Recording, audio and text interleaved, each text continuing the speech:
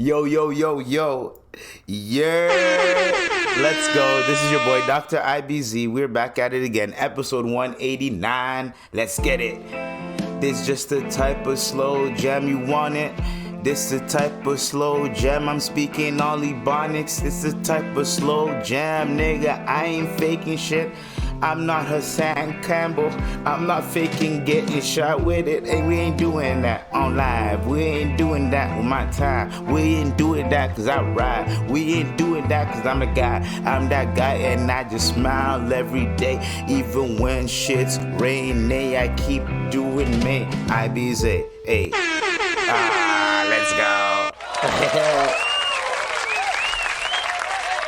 All right, so it's another day, another dollar. This is take two. My mic wasn't fucking working, and I was like, why isn't my mic working? Dude, what the fuck? Anyways,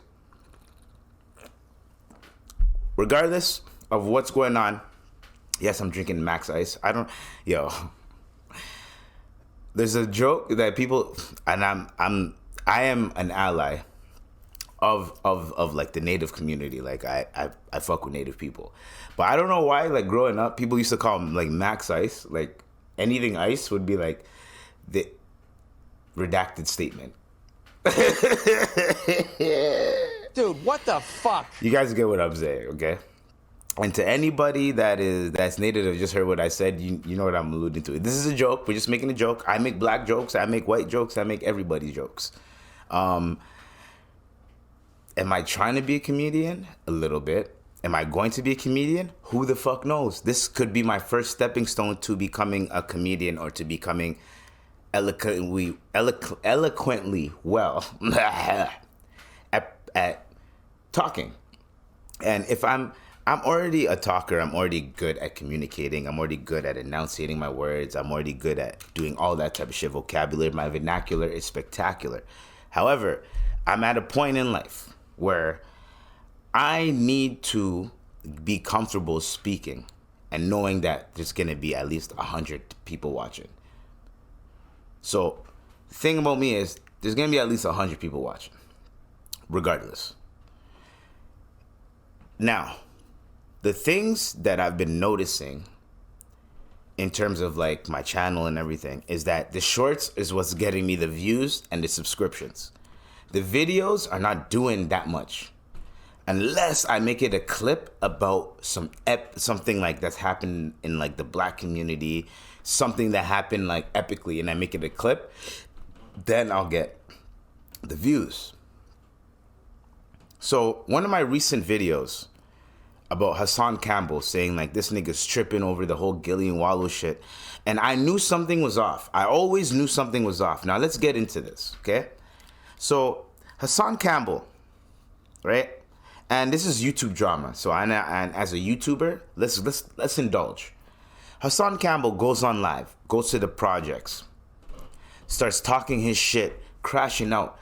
This guy is mad over the fact that Cassie and Diddy settled the lawsuit.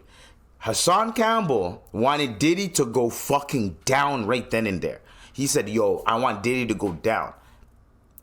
Guess what happened? Diddy settled the lawsuit, and we're going to get into that. Trust me, we're going to segue right into that. Diddy settles the lawsuit a day later, and then Hassan Campbell goes on live in the hood, and he's mad at the fact that they settled, and he never got as much recognition. He never got as much, what's the word called? Energy that Cassie's getting because I don't know why he's comparing himself to Cassie, but he's basically saying that like, yo, Africa Bambaataa did all this shit to me and I never got compensation for it. I never got, my nigga, you're a dude. Here's the hardcore facts. You're a dude, right? You're a guy, you're a man that has been by another guy, redacted, right? So since you got touched by another man, when a man gets touched by another man, no matter what age they are, it's not looked at as severe as when it happens to a woman. This is just how the world works. So when you were going through your shit, here's the thing. When you exposed Africa Bambaataa, I was alive for it. I was on the internet for it. Hassan Campbell, I've been watching you niggas since you came out.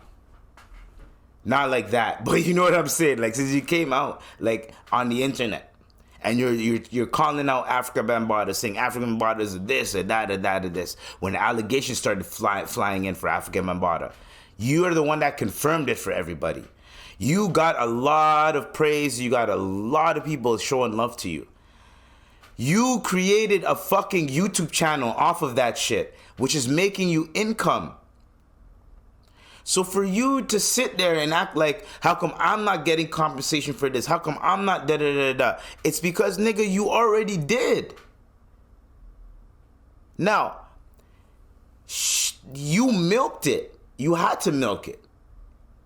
Diddy's already fucking rich. Africa Bambaataa, how many millions does he have? A lot of early hip-hop artists, hip-hop pioneers, right? They're either in very good positions right now, or they're fucking, it's fucked up. DJ Academics got called out for saying it, but it's legit like that. Sorry guys, my phone. I always put my phone on silent when I'm podcasting. My bad about that. But you understand. So if you guys are listening, your phone didn't go off. That was my phone. So the thing that I'm really trying to understand is that you feel that you should have got more recognition. You should have got something. You should have got what? What did you want? You want money? So for you to be mad at that is fucking stupid, brother. Yes, you got diddled. We understand what happened. A lot of people feel for you. Brother, I've been through some shit myself as a kid. So for me to look past what you've been through, it would be fucking stupid for me. Integrity-wise, morally-wise, everything. For me to see what I've seen to other people, for me to even look at you like that, for me to even consider you like that, for me to even downplay what you've been through is a fucking shame for me. So I'm not doing that.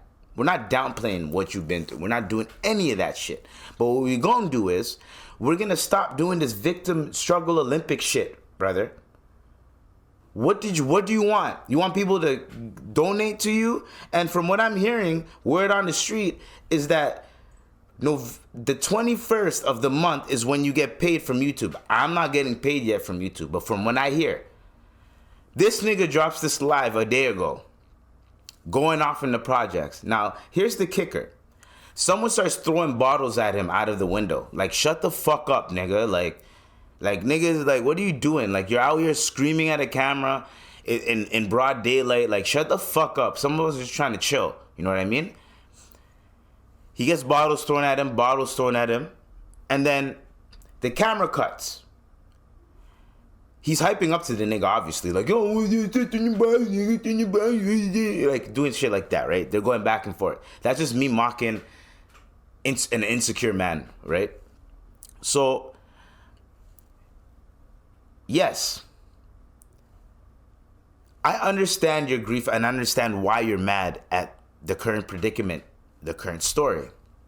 You cannot look at her victimhood and compare it to yours and feel like, no, mine is more tragic or more, I deserve more praise or whatever the case may be than hers, because that kind of dilutes the point. What I'm saying is you're diluting your stance, your point. We do not like diddlers. But when the person that got diddled, it starts crashing out and starts being like, what about me? Then people start going, well, then maybe did you, like, were you actually, like, people start questioning shit. We're human beings. So that is the reason why Hassan Campbell, and I'm telling you this as a Muslim brother. I'm a Muslim brother, like, just like you, brother. Stop playing struggle fucking Olympics. You're a fucking man. You have children. Man the fuck up. Stop looking at another person's situation and thinking like, oh, my situation should be better because I feel like I'm a better person. So no, nigga, you don't even know what that person did to get those fucking blessings. I question shit every day. I question why the fuck am I in a certain position and I have this type of integrity, this type of heart, and then people that I think or that I deem don't deserve that shit, they get it. But there's probably a reason why they get it. There's probably a reason why they get that blessing. So for me to question that is questioning Allah's plans, which is, you know what I'm saying? So doing that is haram anyways. Questioning Allah's plans when Allah has a plan for you and you have to keep in tune to your plan. People that don't keep in sight of their own plan that Allah put forth for them, they end up crashing out. They end up doing dumb shit. That's the end of the story. And you end up having to learn off of that person. So apparently this guy, camera cuts. He gets popped. And he's like, yo, drive me to the hospital. We got to go to the hospital. He gets popped, basically. A guy just pops him. Now, recent news that have been going on, whenever someone gets popped, whenever something happens to someone, it's usually multiple pops. It's not just one pop. You get a 2 for $1 pop. You understand what I'm saying? Pop, pop. Usually one of those or pop, pop, pop, pop, pop, pop. Niggas got switches now. You're telling me a guy just walked up to you and said, hey, yo, shut the fuck up. Boom. Hug it and then walk away. So it cuts. And then Poetic Flacco, shout out to him. I know I called him out in recent podcasts or past podcasts or whatever for I forgot what it was, man. I forgot what it was. But Poetic Flacco, my African brother, I fuck with you. I see what you're doing. You're doing amazing work right now, so I fuck with you. You know what I'm saying? Let me stop meat riding. You know what I'm saying? Pause. So he exposed the fact that you can upload a lot. So Hassan Campbell was doing this on live, and then it cuts during a live. It can't cut like that. You can't. So you can't go on live, and then cut off, and then go on, and then when you go on live again, it does not mix. It'll be 2 separate live videos that you did. So let's say you do a quick live for 5 minutes, and then you stop the live, right? And then you do another so he pre-recorded these videos, put them in a one video, and then you can, so when you go live, which is something you can do on YouTube, on anything, right? You can upload a video and make it a live or make it a premiere or whatever the case may be. And people will think like, oh, this is a world premiere or this is live and this is whatever the case may be. But it's a pre-recorded video, already edited and everything. A lot of YouTubers, podcasters use this technique where they'll drop their pod video and they'll make it like a premiere. So when you make something a premiere on your channel, or a live stream or whatever, if you're subscribed to that person, their shit is going to pop up first. It's going to say, yo, this person's live. Go watch them now. It's going to be up on the algorithm. It's not going to be on the lower tier. It's going to be on the upper tier when you go live. That's why when you do premieres, all that type of shit, you're more inclined to get more viewership because, oh, this premiered this time ago. And people are like, oh, shit, boom, and then they'll click it. You know what I mean? So that type of shit happens. And even if you miss the premiere, it's still going to be on the timeline like, yo, it premiered this many hours ago. Like, so it's a good algorithm trigger. So he does all this, gets popped, pulls up to the hospital. Poetic Flacco called him out saying, like, this guy just uploaded a pre-recorded video. Now, Hassan Campbell,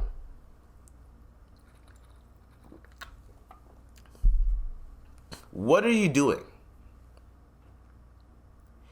One thing that I like to promote, the reason why I liked your channel is because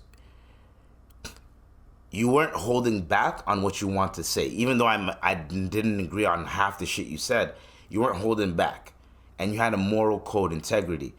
Now it's looking like you're doing shit for views.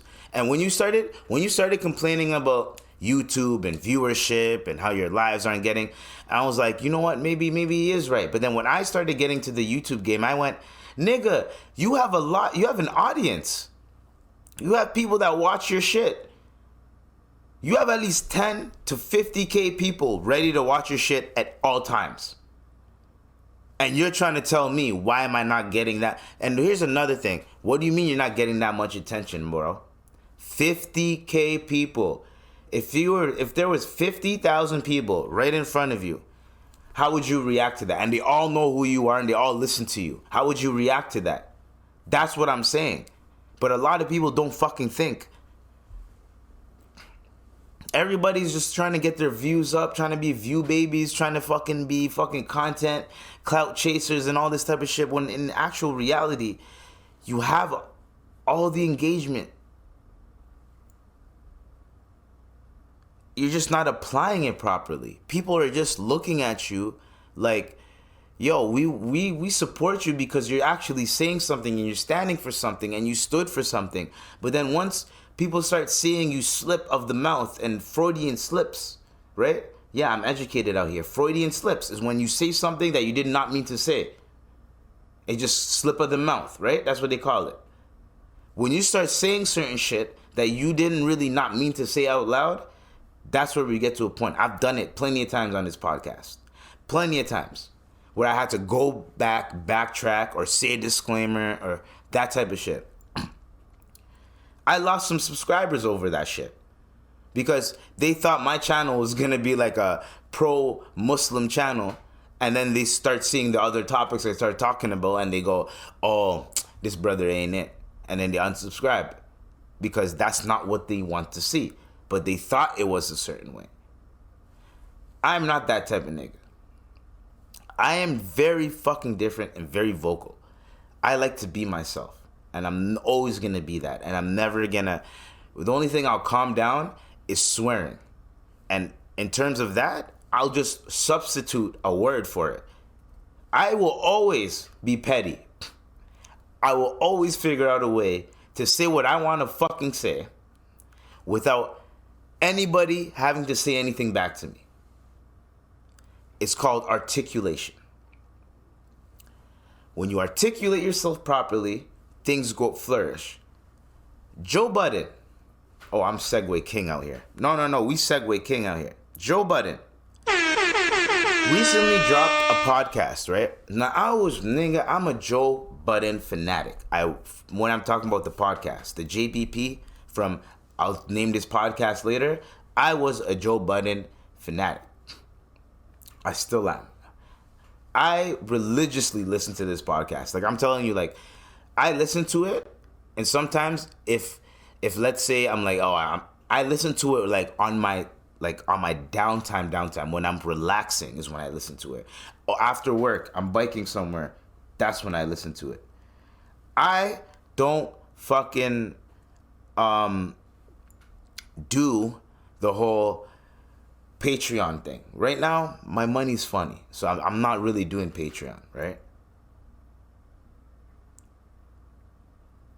So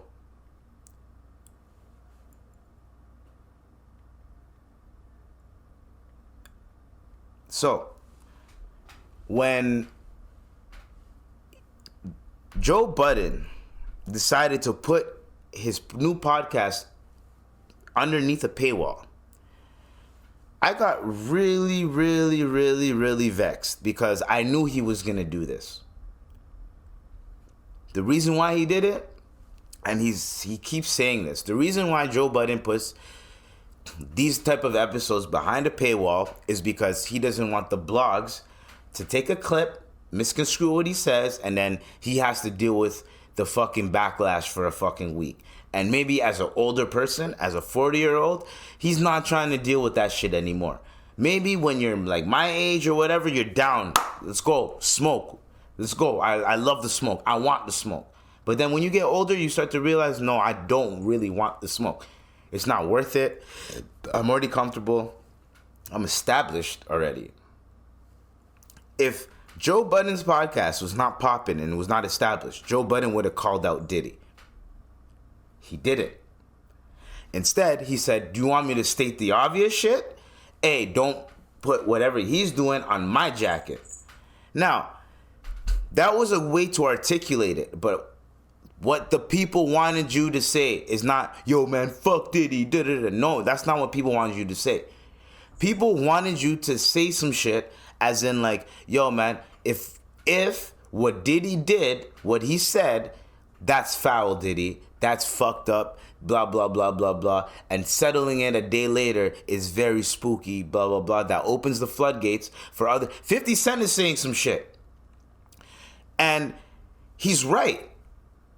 So it's almost like, Joe, you could have literally said some shit about Diddy. And there's even a video of you saying, Diddy fucks with me because I can say whatever the fuck I want about him. So why didn't you just do that and be respectful about it? You can talk about someone and their trials and tribulations and all the things that they're going through and a case and stuff like that. You can do that without fucking kicking their back in, as you like to say. You don't have to kick their back in. You don't have to be like, Diddy, you're a shitty human being, da da da. No, you look at the situation and you say, yo, if you did all that shit, you're a piece of shit for doing that to that person. Blah, blah, blah, blah, blah, XYZ, XYZ. And he has no fucking choice but to accept that. And he's going to respect you for fucking saying that. I don't know what it is with Diddy. So, what's going on? Diddy dropped a whole... No, not Diddy, my bad. Cassie dropped a whole bombshell, her lawyers. Some next shit happened. And people are calling Diddy the diddler. I'm like, the diddler? Holy fuck.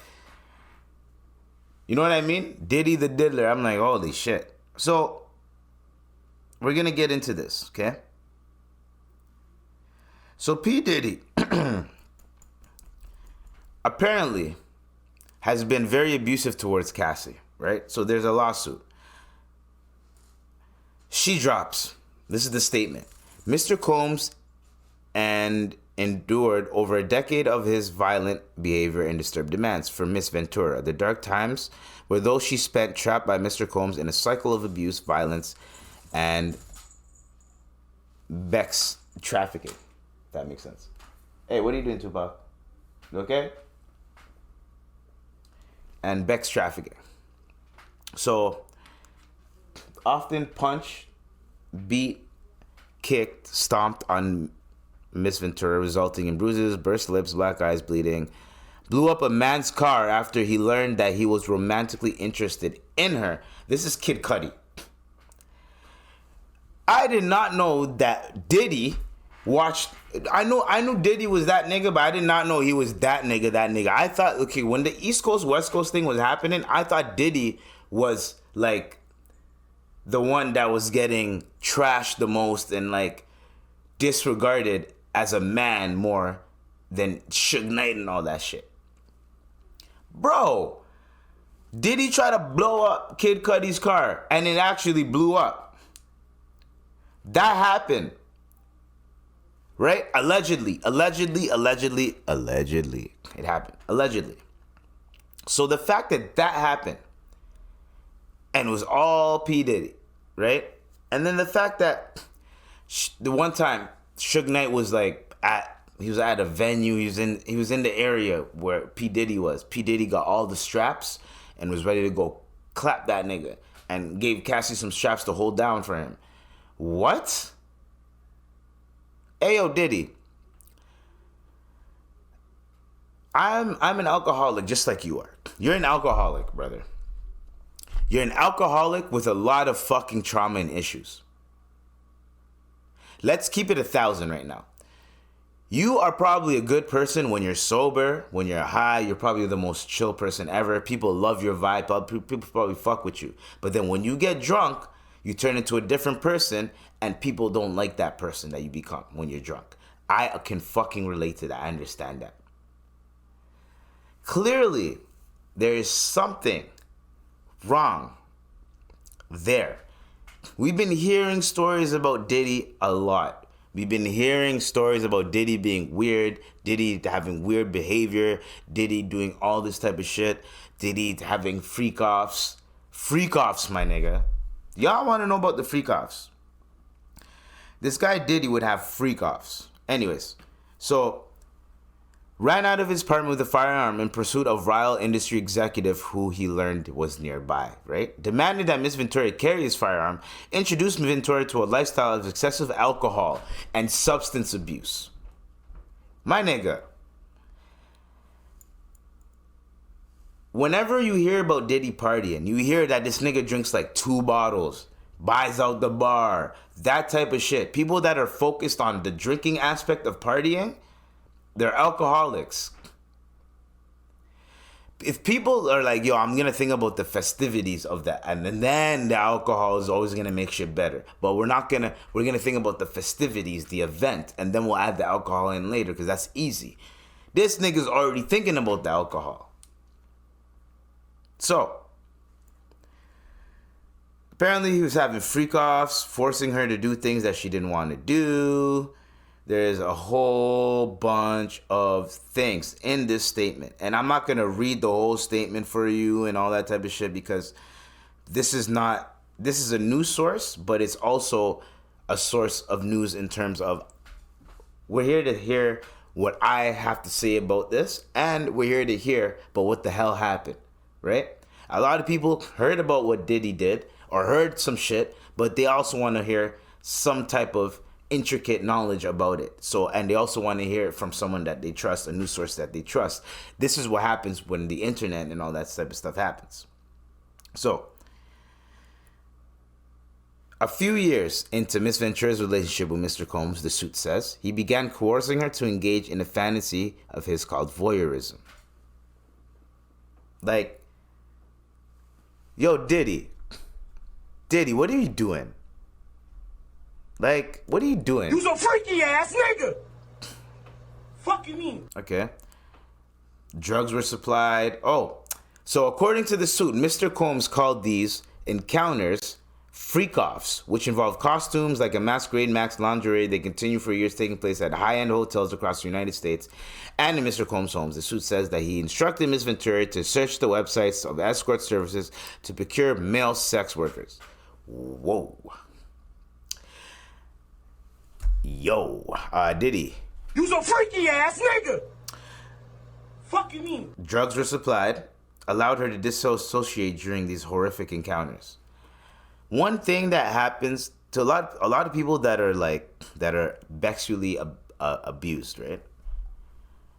They have to numb the feeling of what they're feeling because they've already felt that before. So the best thing for them is to numb that feeling in terms of you can't get out, you're stuck here. So the best thing for you to do is, you know what, let me just take these drugs and hopefully I will fucking forget it, or I'll forget what happened. I'll still feel like shit in the morning.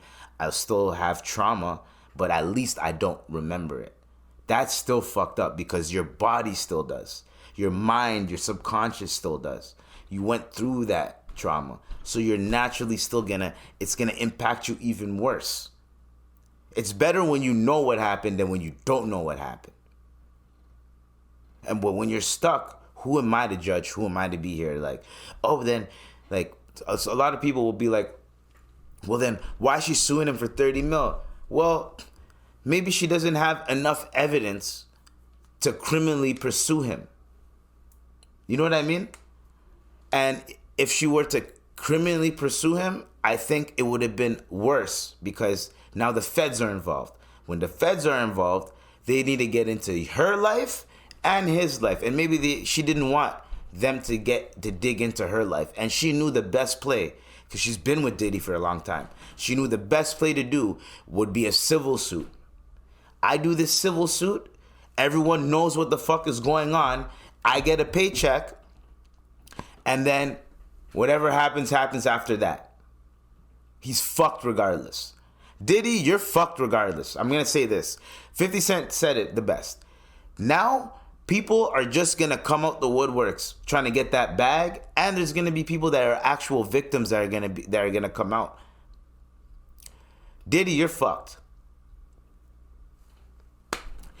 There's nothing else.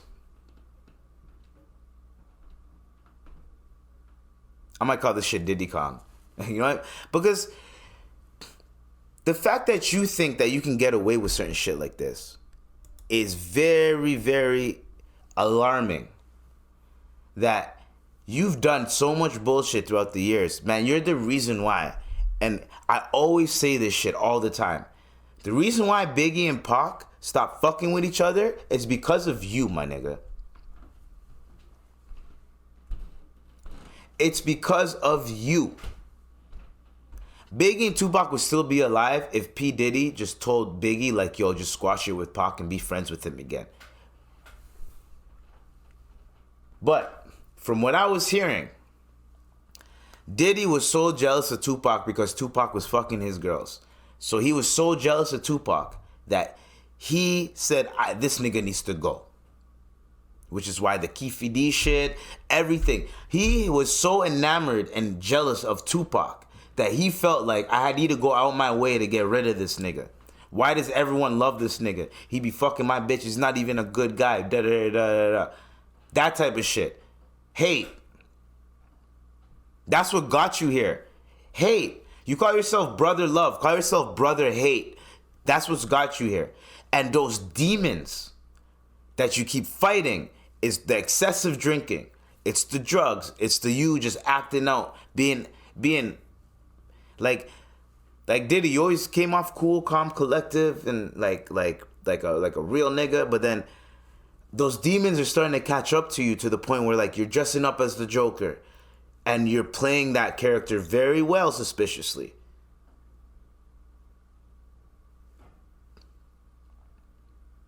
What does the Joker say?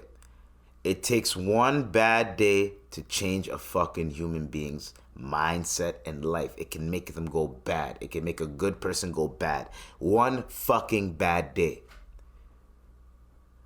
That quote has lived with me for my entire fucking life. That one bad day that will just send you off the fucking woodworks. That will just make you go ham. That will just make you snap and you just change as a human being. You're not the same anymore. That one bad day. What do you think Puffy's one bad day was? It wasn't when Tupac died. When Tupac died, he said, we won. He thought he won. Why the fuck? And I don't give a fuck how many times people say this shit, but why the fuck would you go with Biggie to LA right after Pac died? Why? Why am I hearing stories of y'all were supposed to leave earlier, but y'all didn't leave because you were trying to get bitches? Why were you stalling? That's another story. We're going to talk about current events. Now you have videos of, like, these are hilarious videos. You have videos of people just literally calling Diddy out. Like, there's a video of Cameron, right, saying he visited Mace, right? He goes to visit Mace, right? And I'm gonna play this for you right now. Yeah?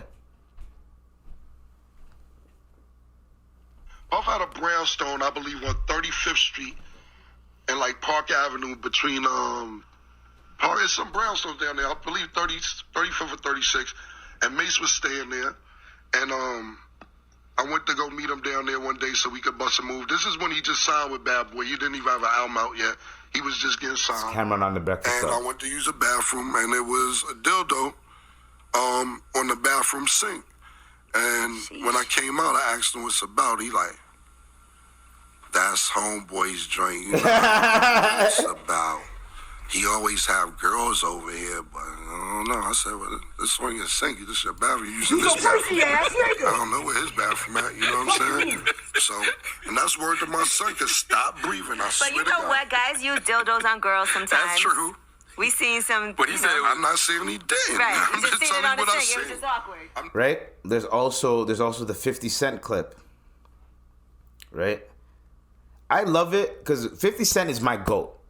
And I love it when the nigga that I've been rooting for my whole life is always on the right side of history. Is always like winning somehow, some way. Even when you think the nigga lost, he's still winning. That motivates me. Like literally, I'm literally dressed like 50 right now. Like literally 50 is part of my influence in terms of like how I dress, how I like, you know what I mean? So like not to meat ride or whatever, pause, but so when I hear him say something, I know to the people that are actually listening, he wants to, implant seeds in their head, Inception type shit. 50's a fucking smart ass nigga. So 50 has always been talking shit about Diddy. Always. So here's another clip. Hold on. We're gonna play it off the computer because it's the audio is way better. Because y'all need to hear this. I love 50 Cent. Pause. But because he just says the real shit, you know what I mean? It's like, yo, so when we gonna get the chance to, to kick it, like we can just hang out, nigga. We gotta kick it.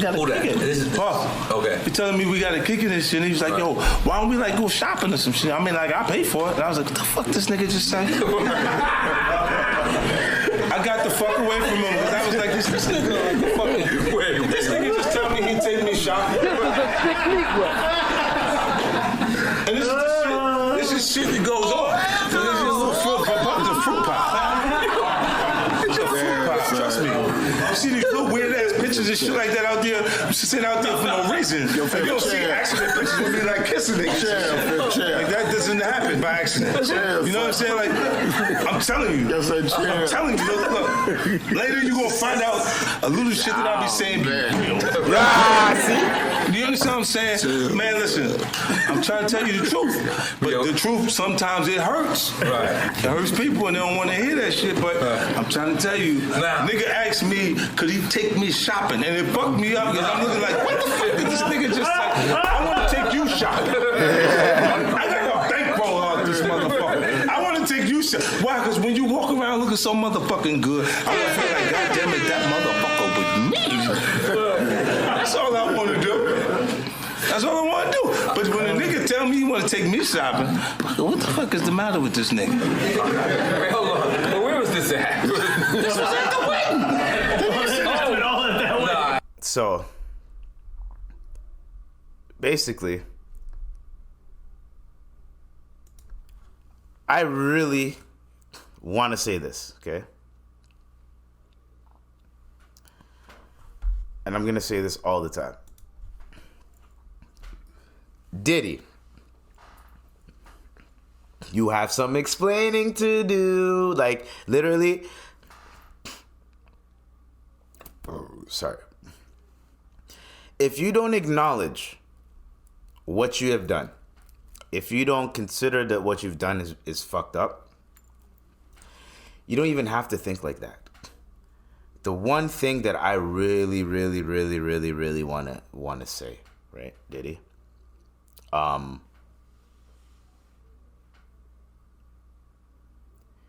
Why the fuck did you settle so quick? And if you settled so quick, that's an admission of guilt. You know that, right? Now, as much as people might be like, how is he guilty when he just settled it?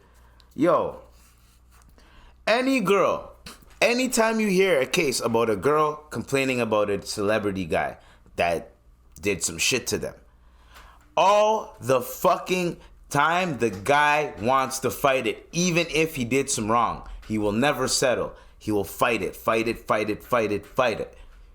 Right? How come he settled so fucking fast? I've never in my entire life seen someone that shit happen. Even Harvey fucking Weinstein fucking was fighting that shit. Even though he was guilty as hell. He was still fighting that. Suge Knight, guilty as hell, on camera. Fuck, K-Flock. A lot of people are fighting these cases. How come you're like, yo, 30 mil, yo, just take, yo. And there's no way it was just 30 mil that she got. She got 50 mil and some please don't fucking say anything else. And if you say anything else, you're subjected to perjury, blah, blah, blah, blah, blah. They can't use your witness statement. That type of shit was what happened. And Diddy was probably harassing her. You know what I think happened? This is what I'm gonna think happened. This is allegedly what I think happened, right? Cassie moved on. Diddy is with Young Miami, and that's not Cassie. Young Miami's like, he's like, oh fuck, this is not like Cassie, right? Hundo P. Yo, Young Miami or Cassie? Comment section below. Who would you rather? Anyways, who do you think was better? You know what I mean? In terms of just a better girlfriend. Who do you think was better? Young Miami or Cassie? The one that does all the freaky shit, or the one that has integrity and morals that is actual care?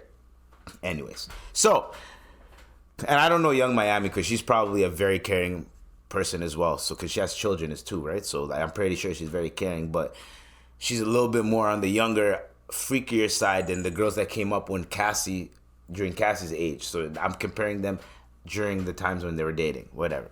Anyways, I'm not comparing. I shouldn't even give a fuck. It's women's business. So, let's just say Diddy was still was still harassing Cassie. Was still trying to yo, what are you saying? Yo, pull up here. He's a rich mother. When you're rich and you have money, there's almost like you have no fucking boundaries towards certain things. You're gonna do and say shit, and you're gonna be like, nigga, I'm rich. I don't give a fuck. I was paid. There's certain things. Yo, when I'm up a little bit of money, and I go, nigga, we don't give a fuck about that, nigga. Throw that shit out. We don't care, dog. We got money, nigga. And I'm only 2 bands up.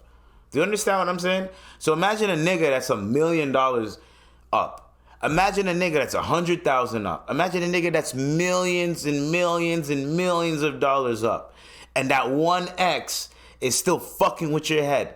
What are you gonna do? You're gonna try to make her jealous. You're gonna try to throw rocks. You know what I mean? You're gonna do whatever. When you do that, when you fucking do that, guess what she did? She hit you with a haymaker, yo, stop all that shit from now. Maybe that's what happened. Because people are trying to say, why she should file a civil suit, she should file a criminal suit. Well, they have to dig into her history, her sexual history, and all that type of shit. Maybe as a woman, she does not want to go through that. It's rather do a civil suit. And she knows the nigga's gonna settle because she knows shit about him that the world cannot know. So he had to settle. She knew that he had to settle. And she did that as a fucking chess move. That's why Cassie did what she did. She did it as a fucking chess move. It's not to make Diddy go into jail, or anything like that. She did that to ruin his reputation and ruin his image because he tried to make her feel like this small. And that's what happened. Never piss off women, guys. I'm telling you this all the time. If you have any type of conflict with a girl and shit gets heated, dial back, calm down, apologize to her, and that way, at least you save your dignity, and you apologize to her, you rectified it right then and there. So it's gonna be kind of hard for her to come out and be a dick to you or call you out on some shit that you did while you were in your younger years or whatever the case may be. Don't piss. Yo, if you get into some type of situation with a woman, an argument, whatever, try your best to fucking dial it back. Get your point across, but then apologize for how you may have conveyed that point or apologize for something. Show some type of sympathy, and then things will be a little bit better. I'm not, you know what I mean? Because once a woman gets to a point where she doesn't fuck with you anymore, she doesn't like you anymore, and you keep fucking with her, or you keep doing something that keeps fucking with her, she's gonna figure out a way to, boom, haymaker you with something that you're gonna feel that you're gonna have to deal with, and then she's just gonna walk away. And you have to deal with that fucking shit. So, there's a reason why, and this has been a big topic, and these 3 topics led into this, but the reason why I'm really going in on these topics is because, one, I'm a Tupac fan, Tupac fanatic. Until this day, I'm so fucking mad that Tupac died. He died over some fucking bullshit. He died over some shit. This nigga shouldn't even be laying hands on anybody. He should be sending niggas to lay hands on people. Pause. He shouldn't be fucking getting his hands dirty at all. But Tupac was that nigga. He got his hands dirty. So, and a lot of people like to be like, oh, Tupac was an actor and he did da-da-da-da. And Like, people like to convey this, like, type of thing where, like, Tupac said some shit and he stood on business. That's why people fuck with Tupac. Whatever he says, he stays on fucking business. Now, I thought that Jordan Poole was going to stand on business because Ruby Rose is pulling up. Yo, this nigga Jordan Poole is one of the most washed basketball players, and it happened so fast. I thought Zion was going to be more washed than he is now. Zion is still... I haven't really seen him play this season, actually. So I don't know what's going on with Zion, and I have a lot of hate for... The reason why I have a lot of hate for Zion is because this nigga is making so much money being an NBA player just for him to not want to play, for him to be injured, for him to get fat and all. And I don't give a fuck about what you're going through. I don't care, because I'm going through a lot. Does anyone give a fuck about what the fuck I'm going through in terms of that? No, nigga. Especially, and then you're getting paid millions of dollars to do what you got to do. Do you think people are going to give a fuck about you, nigga? No one fucking cares, Zion. Go hoop. When you hoop, through adversity, people fuck with you more. But when you go, oh, it's this, it's that, it's that, it's this, then people go, man, this guy's a pussy. That's how life is. You want to know why I'm passionate about it? Because I've been told that. Nigga, you complain all the time. You're not doing anything about it. If you do something about it, you can complain. People will allow you to complain to them because you're fucking doing something. So you can't fucking complain. But when you're not doing shit, don't fucking complain. Don't expect people to be like, oh, Zion, are you okay? Like, no one gives a fuck, nigga. There's a lot of people that would fucking die to be in your position. And you're throwing it in the garbage because of fucking emotional bullshit. And that's the one thing that I feel like that generation, because I'm not part of that generation, bro. I'm a millennial and then they're Gen Z. I'm not a Gen Z motherfucker. I'm a millennial, I think, right? That whole idea of being soft towards your kids does not create strong adults. Let me repeat. The whole idea of being soft towards your kids does not create stronger adults. It does not do that. You have to show your kids how to have empathy. You have to show your kids how to be kind. You have to show your kids how to share. All that type of shit. But also, you have to show your kids that adversity is going to come towards you. You're going to go through some shit. And the best thing for you to do, the best course of action for you to do, the best course of action for you to do is to make sure that your kids know that nothing is gonna fucking go their way. And if it does not go their way, you gotta show them how to get through that, to persevere through that. You have to do that. Your kids, their kids are gonna fucking hate you when they get older because you didn't prepare them for adulthood. They're gonna be like, yo, they fucking sheltered me, they babied me this whole time, they didn't prepare me. That's what I'm talking about. Your kids are gonna fucking resent you. My mom prepared me for a lot of shit. But my other siblings, did they get the same treatment? Probably not. Because different circumstances, different timelines, right? So I view certain things. I expect the bullshit to happen. If things go well, I had a fucking amazing day. Even if I spent a shit ton of money, my money's whatever the case may be, or like maybe something wrong in my life happened, at least my fucking day was good. That's what I'm talking about. It's the little things. So my mom taught me how to just appreciate the little things in life, because when shit happens, shit's gonna happen.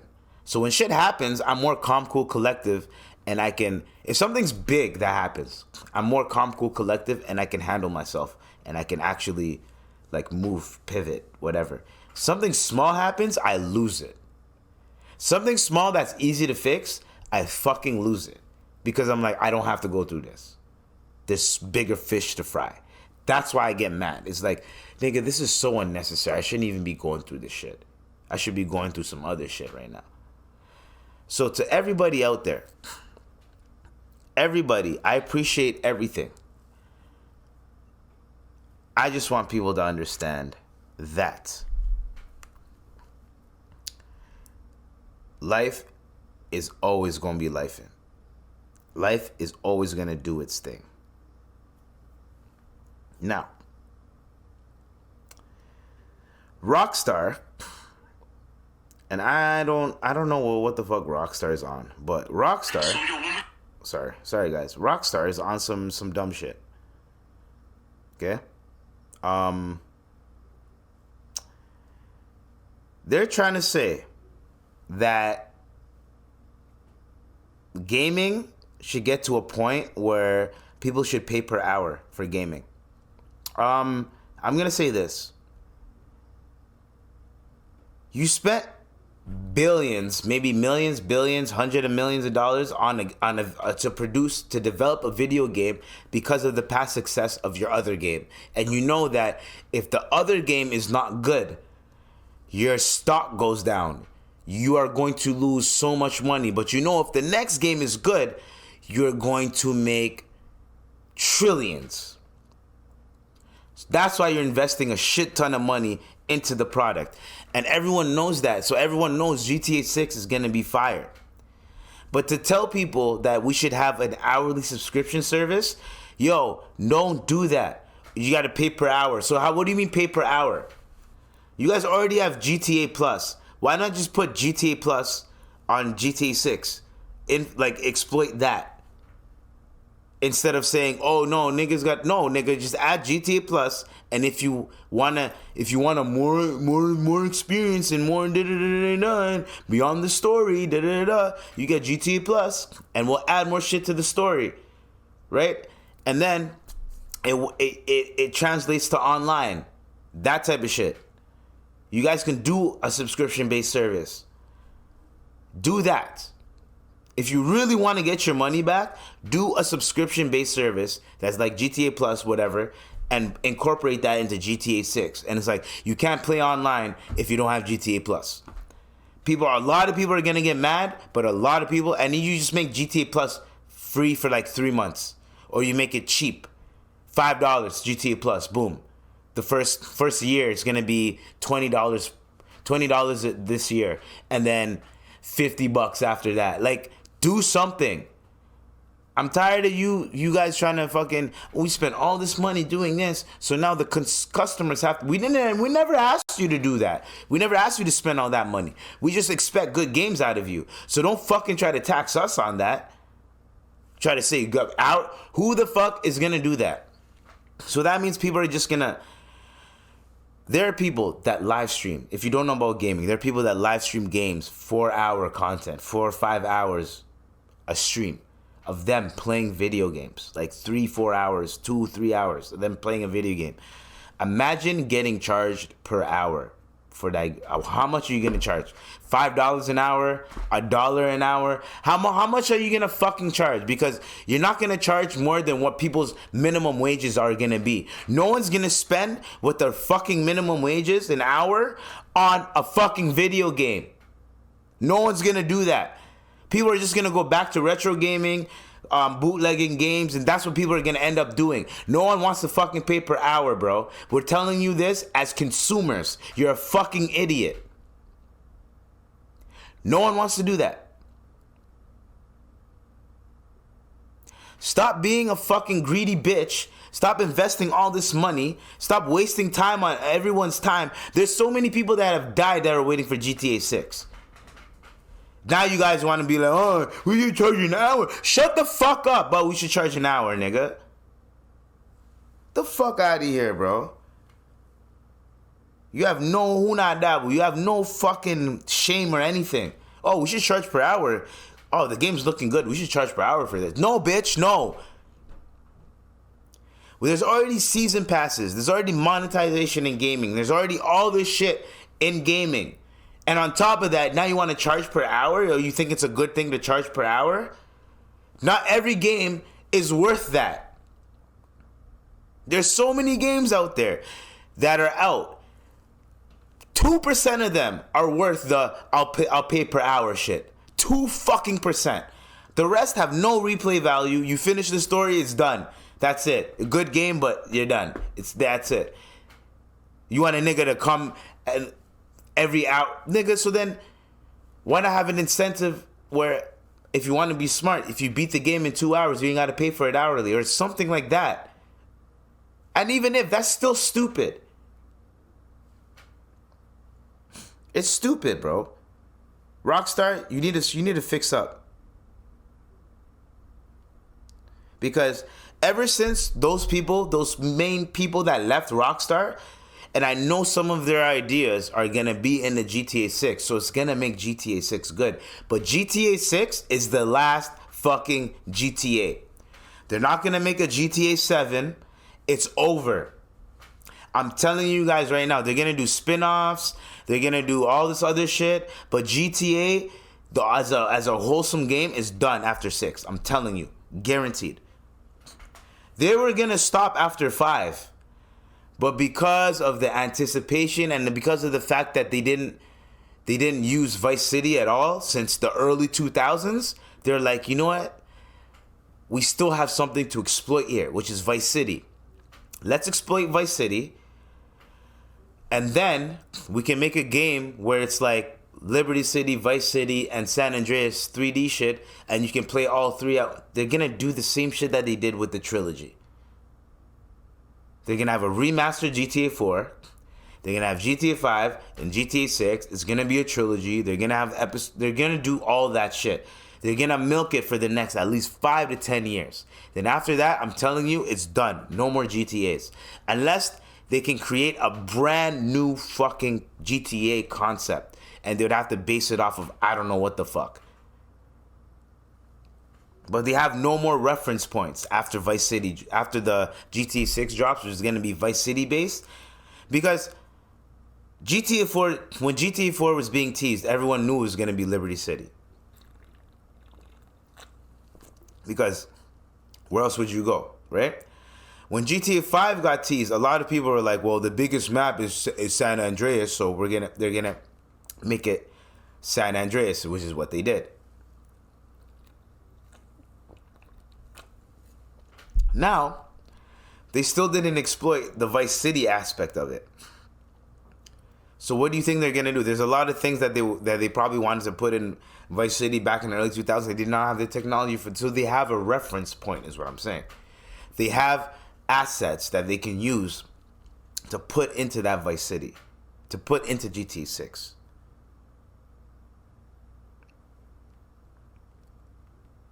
So,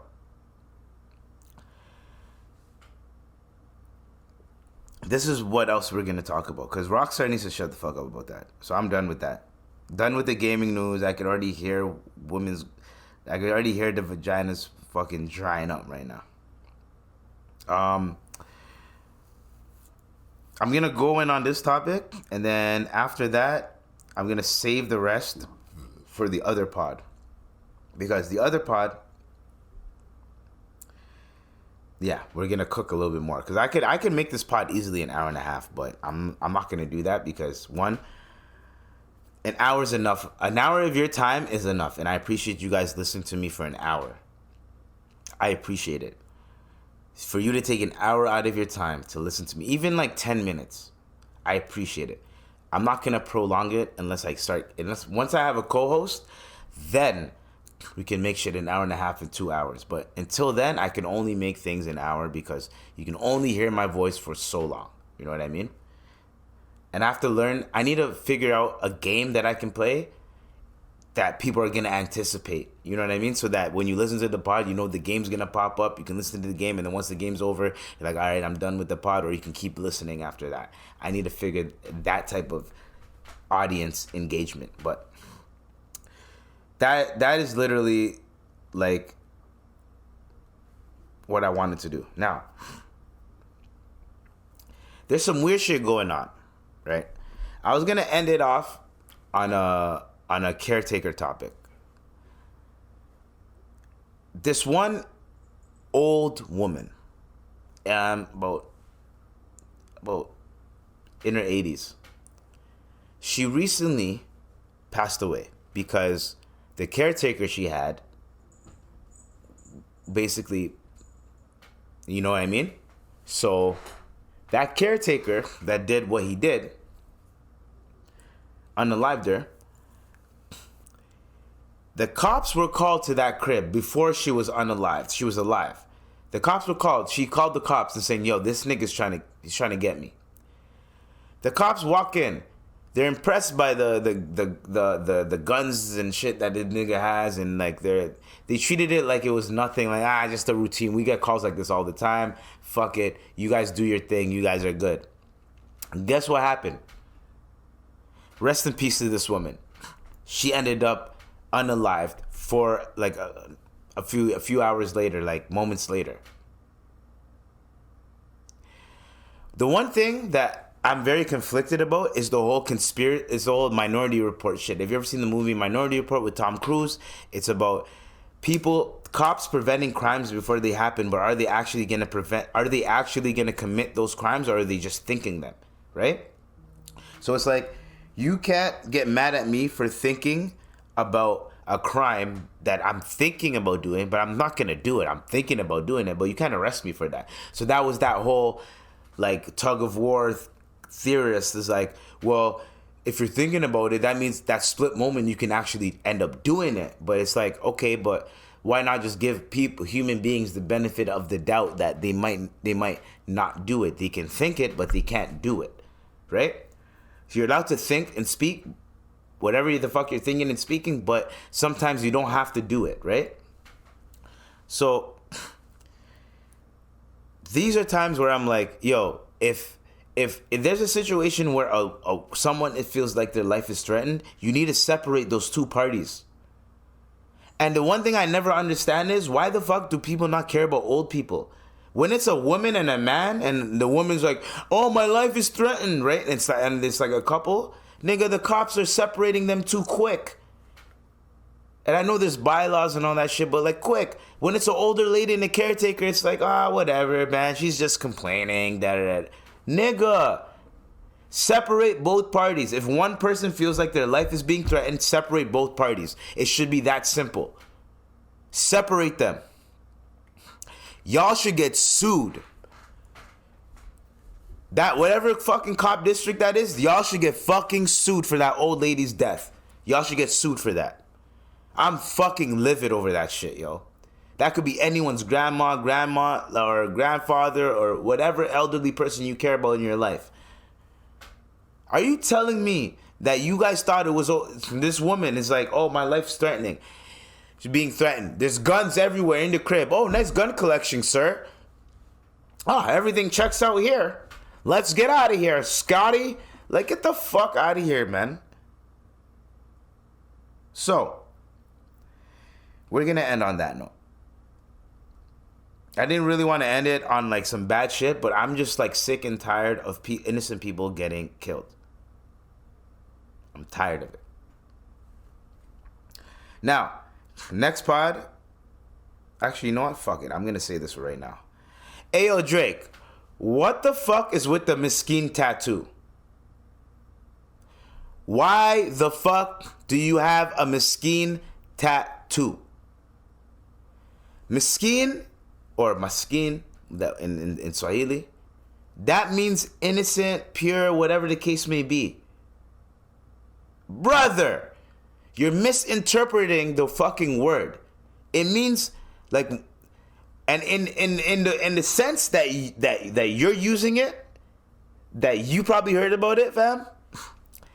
It's used as soft.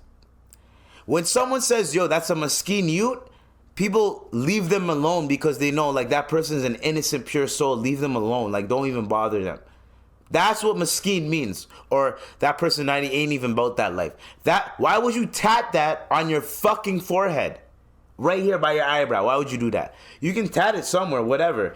But to tat it right here, Miskeen, feel sorry for me, Miskeen, oh, Miskeen. Like, come on, bro. What are you doing, Drake? Don't fucking call yourself a mesquite youth after dropping Scary Hours 3, nigga. You dropped Scary Hours 3, and now you're like, oh, look at me, I'm mesquite. No, you're not. I love you, Drake, but no, you're not. You're making a mockery out of the word, is what I'm saying, bro. Don't do that shit, brother. That's all I'm saying, man.